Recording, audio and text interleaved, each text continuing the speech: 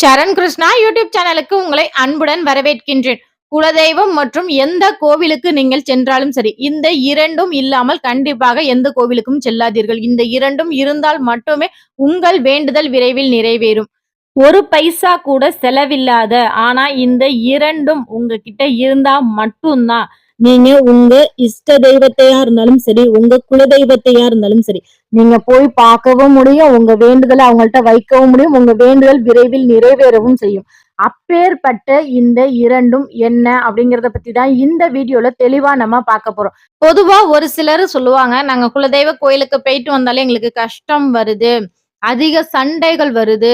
அதே போல ஒரு சிலர் என்ன பண்ணுவாங்கன்னா, இவங்க இந்த சாமிய கும்பிட்டாங்க, அவங்களுக்கு இந்த பலன் கிடைச்சிருக்கு.